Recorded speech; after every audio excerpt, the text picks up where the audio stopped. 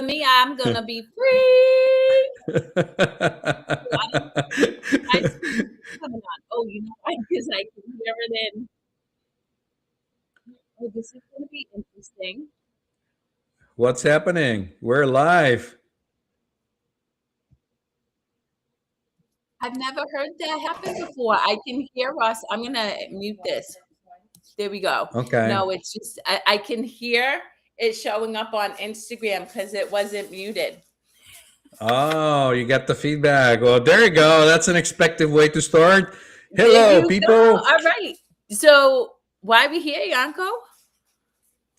We're here to no particular reason. We just show up every Friday and welcome.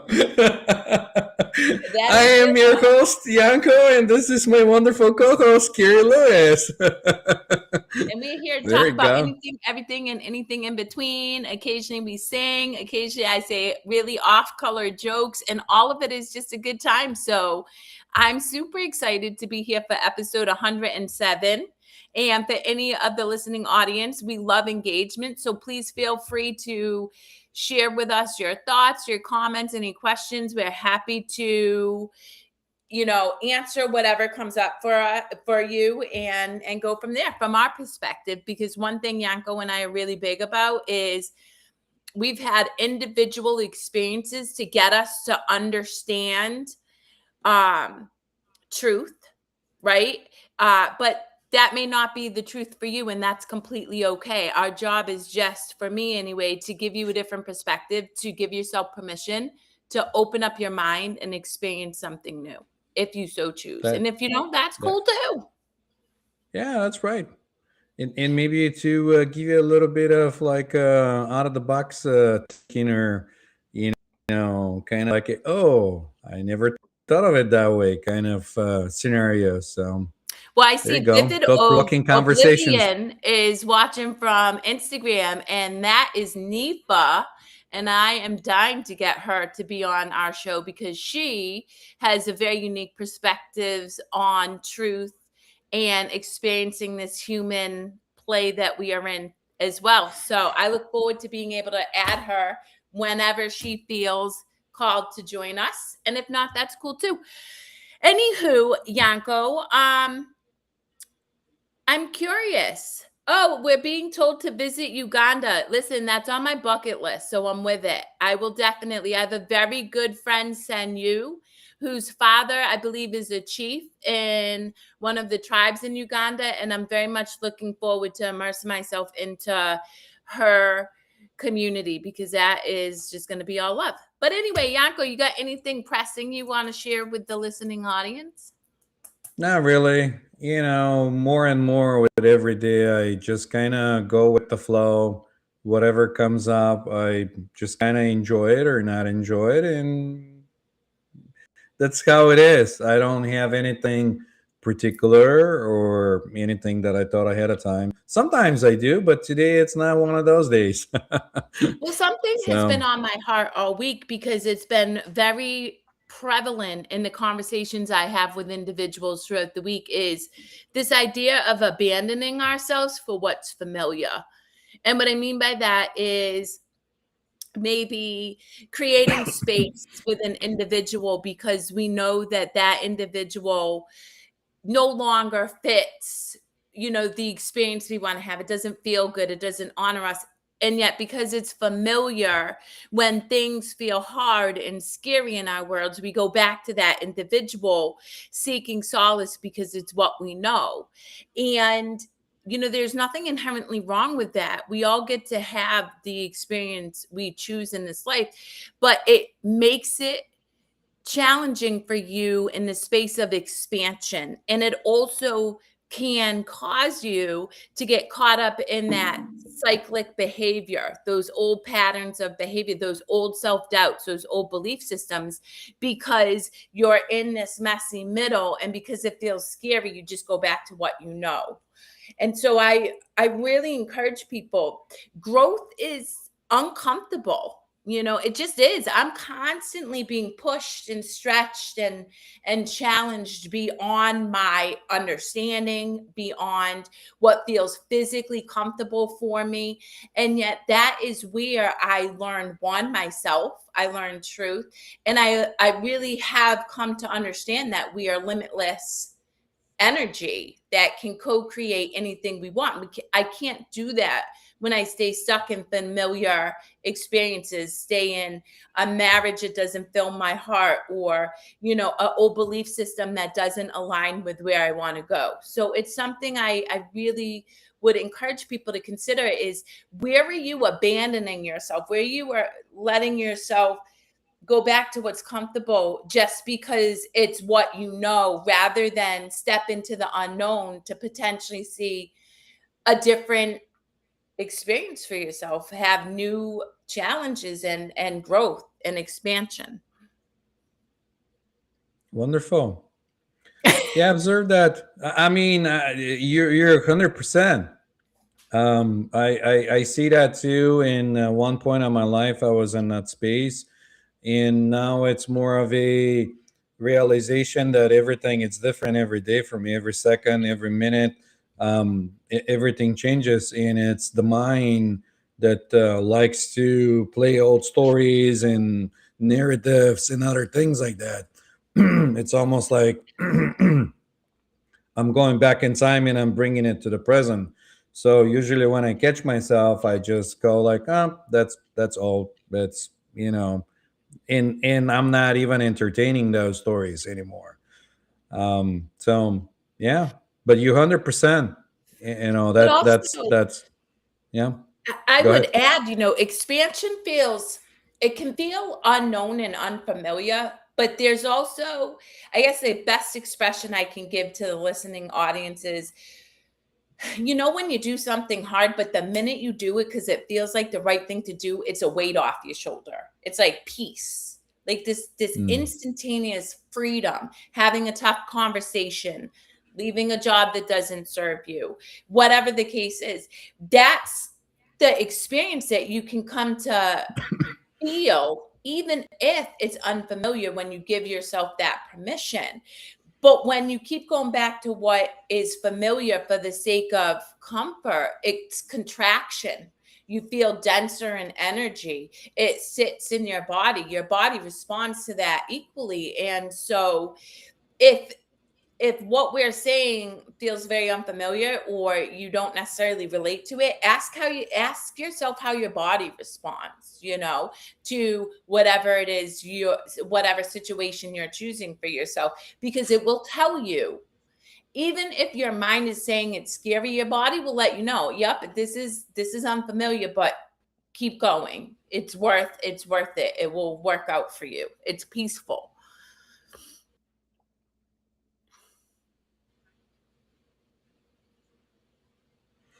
I mean, this goes without saying that.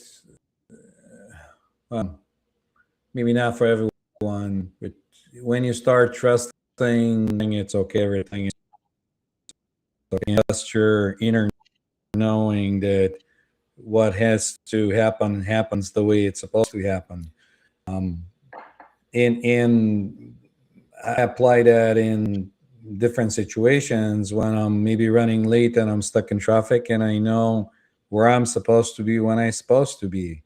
And then all that pressure of like going to wherever I'm supposed to go just falls off and everything works out. Other person, it's also stuck in traffic and we gonna sink in time. So no stress or anything.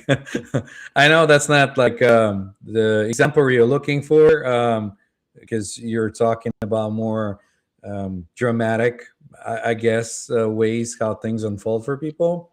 But this is what I come up with.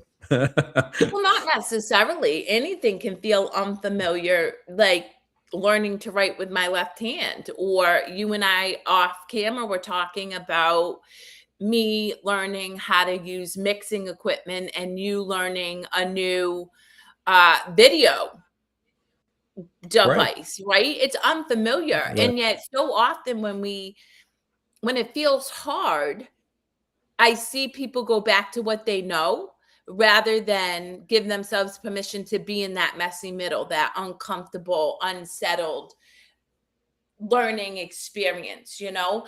The other Yeah. thing that you brought up that I want to touch upon is you and I, our consciousness level, we understand that everything really is unfolding in divine perfection. Like, I know that. So when I watch my daughter go through something, I know that. However, her understanding and mine are very different. And so if I'm just like, well, you know, everything's going to work out great, babe, for you while she's in the middle of a crisis, that can feel really like I'm not honoring her experience. And the reason I bring that up is because I was talking to an individual yesterday who had that same approach with their significant other, and it created a lot of dissonance. And so we're better off just holding space and not saying anything at all That's because, exactly what I was gonna say. Yeah, yeah, yeah. Because yeah, if you can hold that vibration of like I feel you and you have that connection with somebody, I even watched somebody that I watched a video of somebody doing like a eye gazing thing in the park where he just sits and people come in and sit and they just stare at each other's eyes without talking about anything, and you yeah, just practically share space, and you can see how that, because it's quiet, when mind quiets, how it steers different emotion in different people. And just having that other person sitting with you and sharing that space with you, it's good enough in that moment yeah. and unfold beautiful. You don't have to say anything. Well, even more than that, though, we can do more harm than good, right? If somebody we care for feels dismissed, and that's usually how they perceive it, or some kind of, oh, you don't understand what I'm going through, whatever, by us saying, oh, well, everything's working out for the highest good, don't worry about it, it's great, they're gonna be like, this bastard.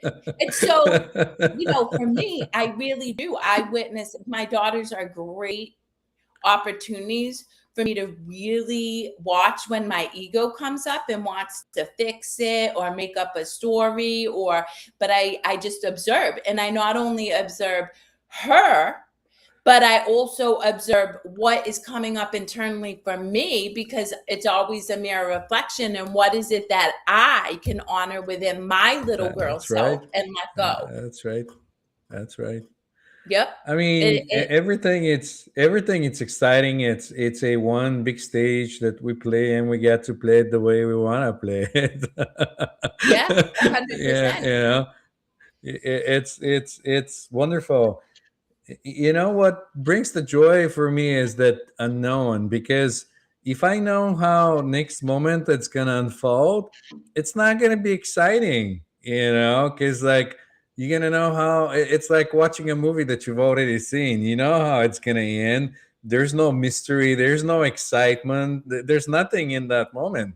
So it might be something that it's like really traumatic that it's unfolding, and sometimes I just kind of step back and I go like, okay, this is going on, obviously I'm in the middle of it. Let's see what's gonna come out. Or I just go like, whoa, that was kind of strange. Well, it's interesting because I mean, you speak to, it does get boring. And as you've shared in the past as well, in a bliss state, like you're in perfect euphoria, like you're just in, but Mm. it gets boring, right? Like I can sit in myself in a chair and be like, "Woo!" But then I'm like, well, this is boring. What do I want to do right now? And then I just go do something else. It can There you get go, big, and big, you boring. create. That's how you create your reality, and you create it from spontaneity in that moment. Whatever moves you, even like doing something that might be strange, it could be fun to you. So why Yeah. not do it? Enjoy Or the moment. talking in tongue or some random language like Nana did to There me you today. go. There Yeah. you go. But, but here's the thing that I really encourage our listening audience to consider. The minute we decide we know something, we close off our brain from getting information that contradicts that belief, right? And so for anybody who's listening and this feels really hard to accept or there's resistance, first off, get curious about the resistance. Why are you why is there resistance? Because the very permission to ask why there's resistance is opening up your consciousness to deeper understanding. But then even going further than that, if you literally just say, I suspend everything I think I know and I'm open to the highest good for all, you've opened up your mind to infinite wisdom, because you haven't told your mind that you know something and closed off other forms of information, other understandings. And so if the listening audience wants to play with this and try this, I encourage you, don't listen to me and Yanko. We are huge proponents of don't believe anything. That's why I'm not big into religion and all this dogma, because you're led to believe that you have to follow a certain set of practices, whatever, to have this connection with creation. And you don't. You just have to give yourself permission to let go of what is familiar and known and open to infinite everything. And then it gets really wild, as Yanko could attest to, because it's a wild ride, baby. If we really it is let me interesting. just tell you, infinite is exactly that. It's infinite. The way I can describe it is a if you thought that you have like a color picture or and it's like really good, it's like jumping from 1080 to 4K to 6K. You know, it gets more exciting and more exciting and more color and more joy and more fun in any way it's possible. 100%. Like I, I always the first time I saw like the trees and the rocks and the grass vibrating and like looking near, I was like, wow. And I'm not even on drugs. And looking, it was a time when I would have taken drugs to feel that experience, just saying. No, but it's true. Like it really is. There's just infinite possibility when you give yourself permission. And it's so funny because I continue to just observe. People won't give themselves permission. They would rather stay in what's familiar and known Yep. than suspend what they think they know and have a new experience, whether it's from religious ideology, family belief systems, the cultural structure of how you have to make money, all of that. It's so embedded. And I do understand, epigenetics plays a part in it, that it is a collective consciousness. So giving yourself permission actually forces you to break the collective consciousness, because a belief is only as strong as the collective people subscribing to that belief. But the reality is we as spirits are meant for expansion. So what happens is you end up suffering because you were never meant to stay subscribed to the systems and the ideologies that you've been brought up in, that we all bought into at some point. And so it really is worth giving yourself permission and see how it goes. The proof is in the pudding and the experience. Yeah, not that it's bad. I think you have to experience both ends of the thing to be able to discern and have that discernment and to take the experience out of it. So if you don't learn a language or if you don't get programmed, then you're not gonna have the um, you know the fun to see the one side and the other side. So I think ultimately everything plays a part in its, and this is why I'm starting to understand when people say everything is perfect the way it is, because everything is necessary for the one thing to exist, the 100%. opposite and the duality has to exist as well. And then people say, well, there is so many things happening through the world and this is horrible and this and that, and you're telling me everything is perfect. Like, are you nuts? Like, how this could be a perfect thing? But just how the duality is set up, Well, to give you that. moreover, let's talk about Suffering is a prelude to deeper levels of consciousness. And so that's why exactly where you stand, I think of Khalil Gibran's quote, just as he crowns you with love, so does he crucify you. And that is just a prolifically prominent quote because it's real. And that if we don't suffer, what is going to cause us to push ourselves outside of what's familiar to experience something new? Hey, beautiful Remy, thank you for joining us from the Middle East. We appreciate your beautiful self. If you have any thoughts, please feel free to share. Right. So yes, in that respect. And also, I mean, and this is particularly hard for a lot of people that I do life with to understand is, we're watching the collective consciousness kind of like fold up around the unconscious. Right. So you see the old paradigms crumbling and it feels really scary. But you and I are in touch with people who vibrate at very high levels of energy that are much more powerful in their state, because unconditional love vibrates at a massively more powerful state than fear. And we're just wrapping around the collective known. And eventually you're just going to see it all crumble. Now, does that mean that people who are starting to shift in consciousness won't suffer? No, because you have to have your journey into that expansiveness, but there'll be enough people who have already done it to be able to be like, it's a ride, it's gonna feel like hell, but keep moving forward, keep giving yourself permission, because you'll experience the very things you and I share with everybody every week about limitlessness, about manifesting whatever the fuck you want anytime you want. And that goes back to that everything happens in mind, the consciousness, like your dreams and everything. It's malleable and changes, even so it looks like it's this or that or this other thing. And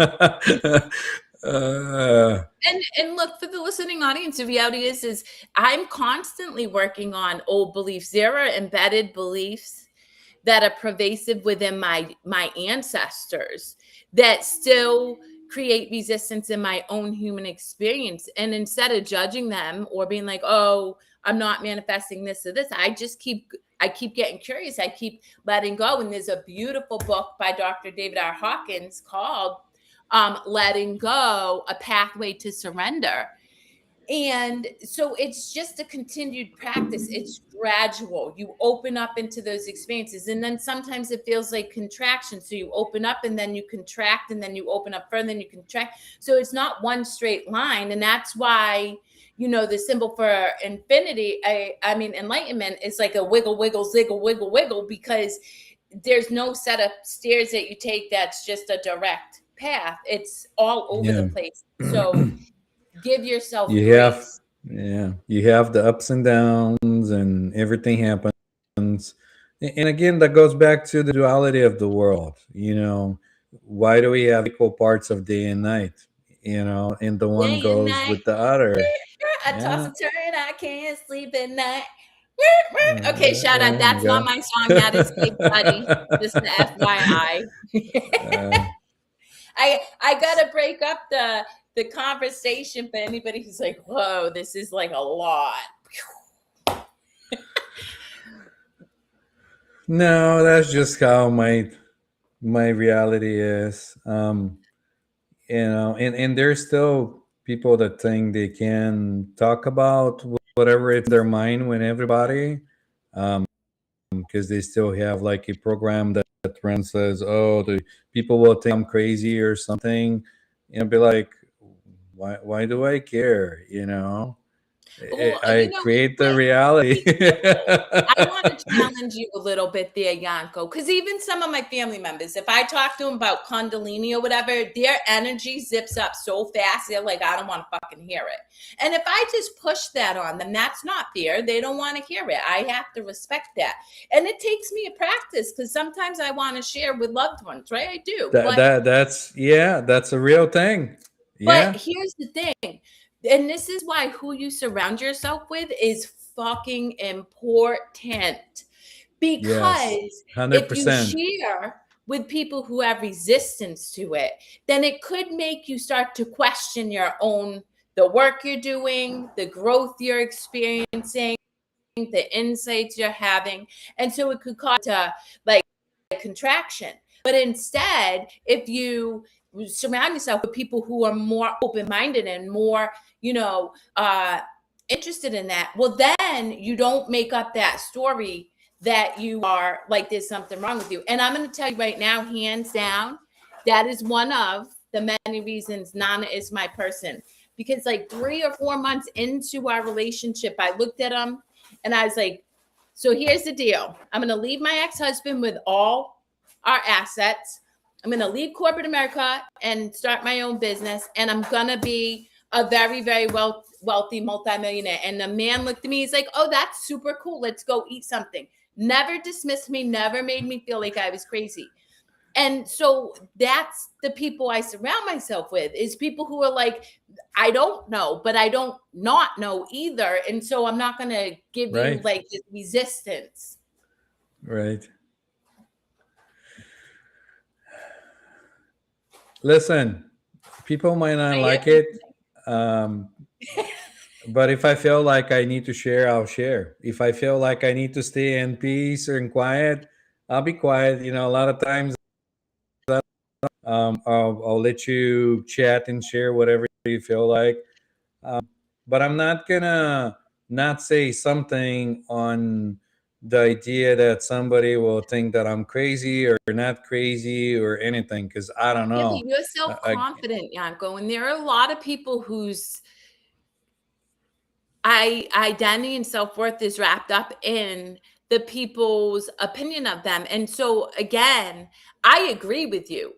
But it took me a long time to stand in my truth and not feel impacted by the belief of my family members or whatever. It took me a long time. And so for anybody out there who's watching this and might be like, oh, it really is okay to not share these things. And in fact, I encourage you strongly not to, if you don't believe that you have a safe space where you are just honored, until you learn yourself enough that you get to the point where hello from Wisconsin. Okay, I see you.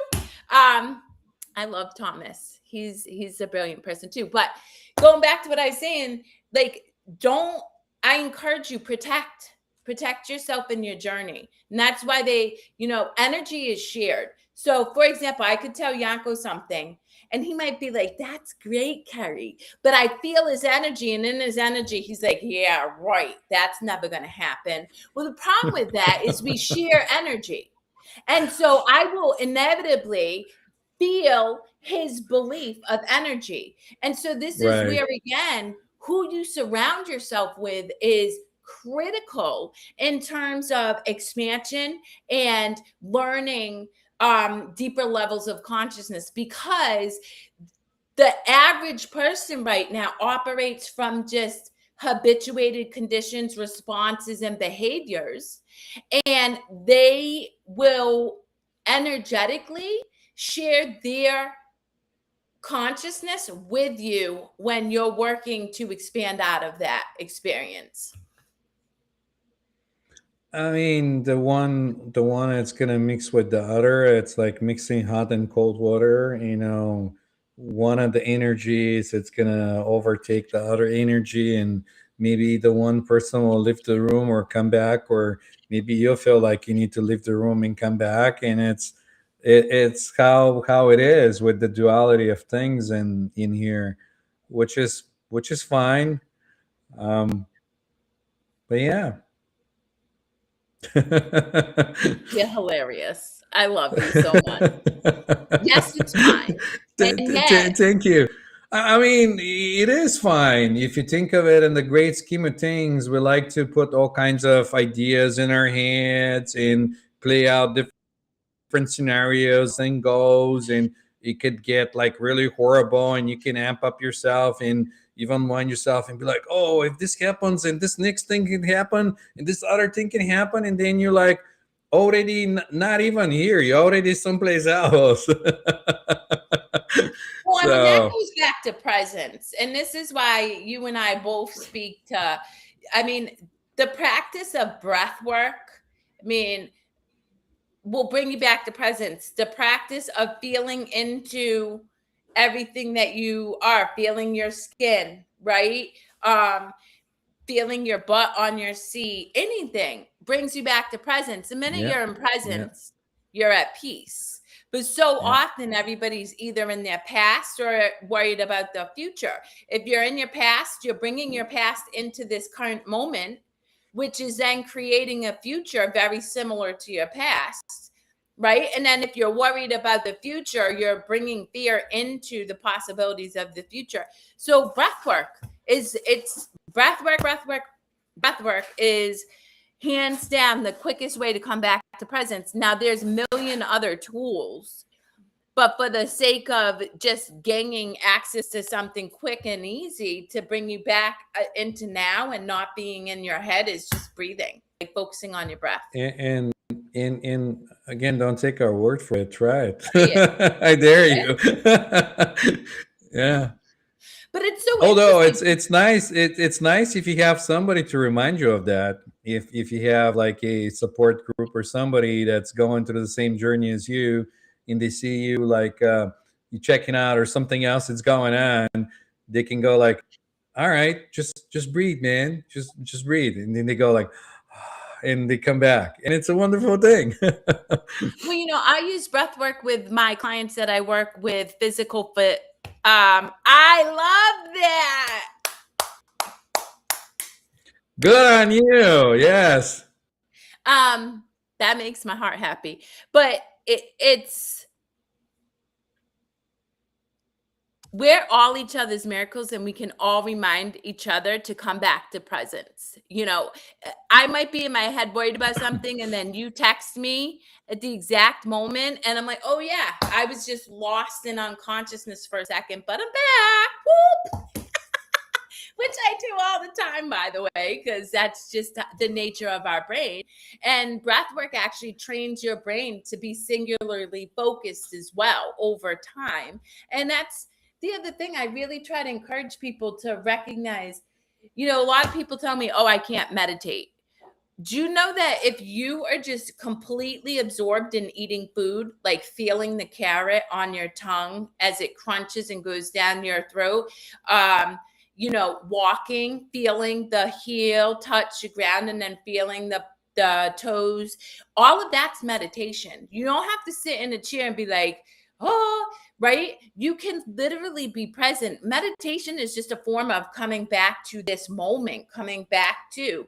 And so I encourage people, work on breath work if that feels right, but don't feel like you have to tell yourself this narrative, I can't meditate. You absolutely can. And it only has to be 5 seconds and then 10 seconds because, Rome wasn't built in a day. And what I mean by that is just have that moment of peace. And that moment will expand into 2 moments and 3 moments and so on and so forth. Yeah, that's a good point. Let's talk about that with the concentration because we let our minds wander all the time and nobody talked to us about it.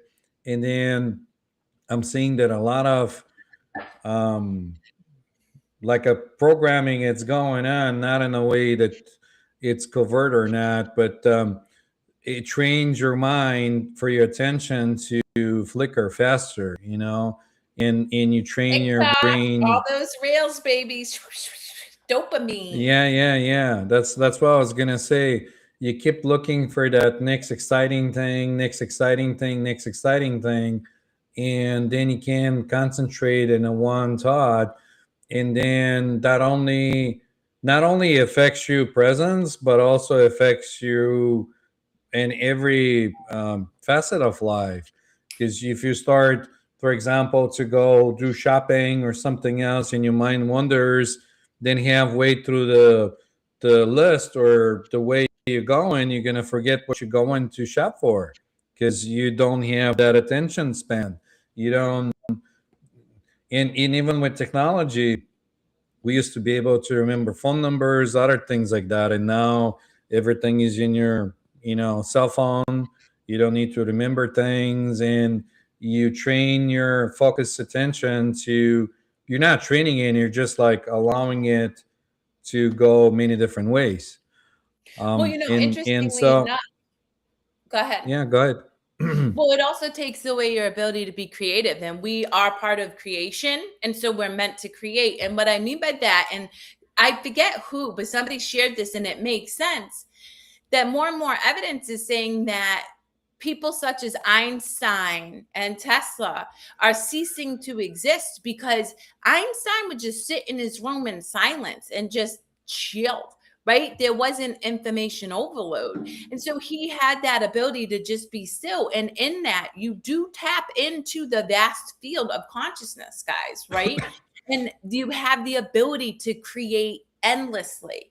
But because we've trained our brains to clickbait all the time, people don't get to experience that connection to be creative. That's why when I work with clients, when I work with people and they're problem solving on whatever project they're working on or whatever, I always encourage them, walk away and go play, because you are more likely to be able to create something that, one, is lasting because it's high vibrating, so it's going to be a lasting solution. But two, right, it comes from, it's called aha moments. It's like that instantaneous. You can't do that grinding out on a computer or grinding out on a problem. And so what most people do is they grind.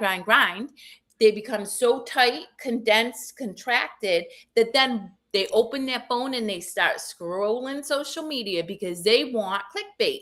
They want something to numb out that feeling of contraction, so Right. that they can somehow feel better to go back to the problem at hand. And I say, no, go. And, of course, I catch a lot of people struggle with that because it breaks this idea of the corporate 9 to 5. But who cares? If you're producing high quality products, nobody's going to care. And Nana is a perfect example of that, because Nana executes at a very high level in his career, and he plays regularly throughout the day, not just once on the weekend, but throughout the day. He sends me goofy stuff. I know he connects with all his cosplay people, and it gives him the ability to bring that lighthearted, not serious energy to what he's working with in his career. Yeah, 100%. I mean, consciousness goes where attention goes. So if your attention is scattered, then you're scattered. You're all over the place. There's nothing going on. And even to add to it, you have a given amount of energy through the day that also gets scattered through nonsense that you eventually run an empty tank. And if you're not mindful of like where you put your energy, you might empty your tank right at noon and you have nothing, run on fumes till the end of the day. Yeah, and then what happens? You have less of the ability to be aware of your thoughts, like aware of where your mind is going. You're much more reactive because now you're just reacting because you don't have the capacity to regulate yourself real time, real moment. And so again, that's why I really encourage people, don't take Yanko's or my word as a law. Put it into practice, because the proof is in the pudding, literally. But this is the other thing, to your point about, clickbait, our minds go. People want the quick fix.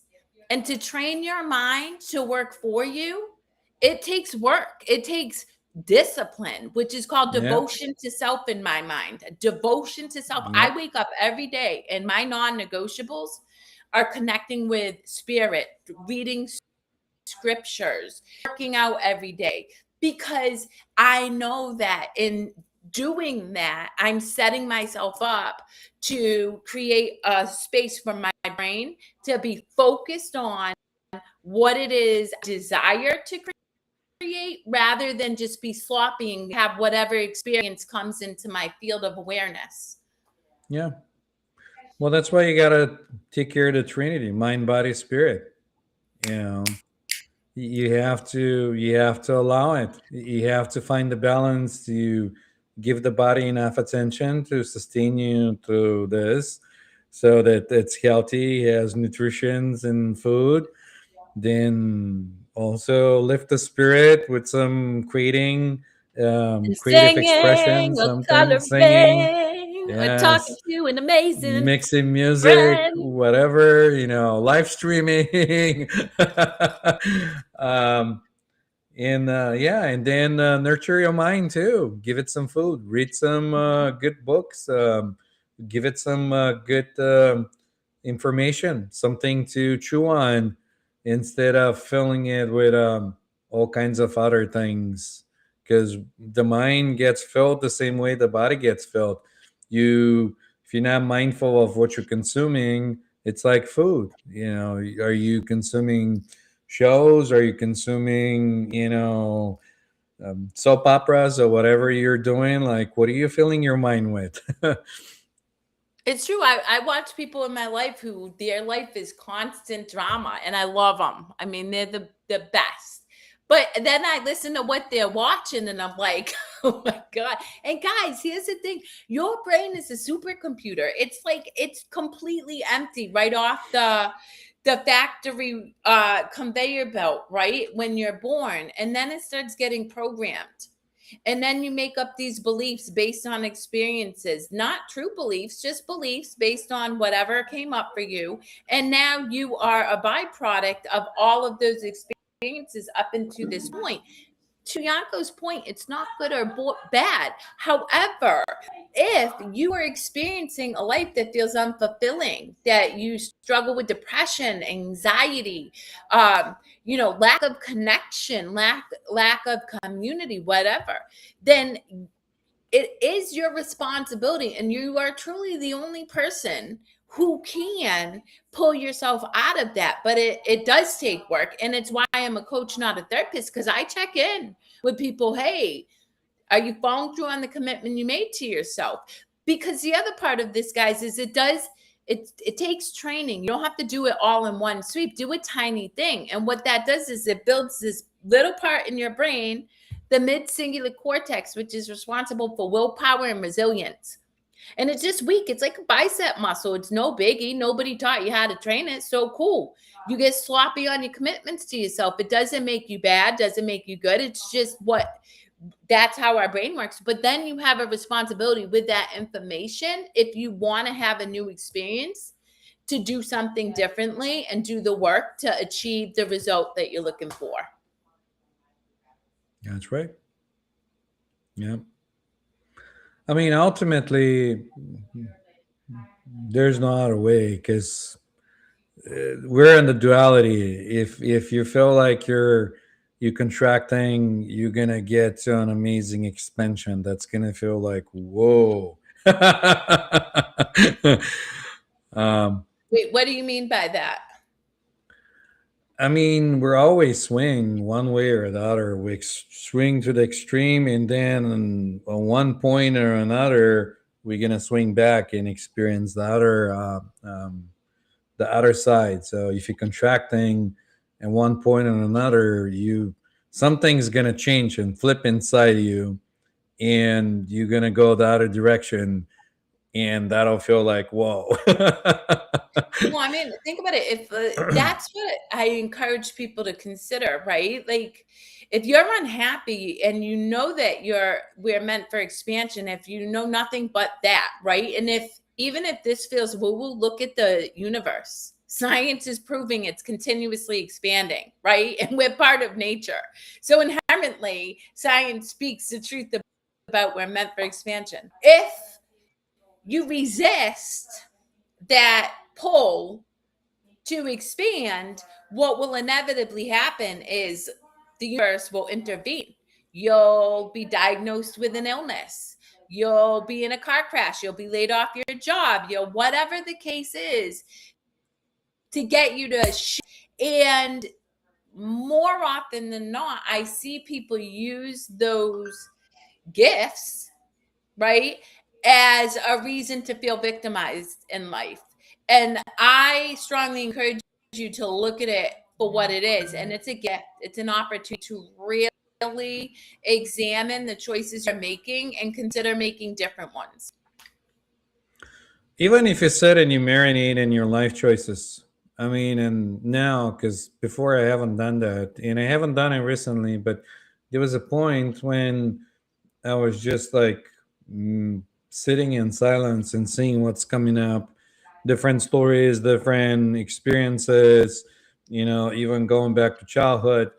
And everything happened for a reason. I had those experiences, so I know what that is like, to be able to discern and have the polarity, to have the one side and the other side of the experiences. So even if I have a chance to go back in time and change something, I won't change a thing. Me That's what neither. I'm gonna say. Nana asked It's me a just couple like weeks ago on our show, if you could go back and tell your little self anything, what would it be? And I said a big fat nothing. Nothing, honey, because I absolutely love who I am. Like, seriously, I'm my favorite person.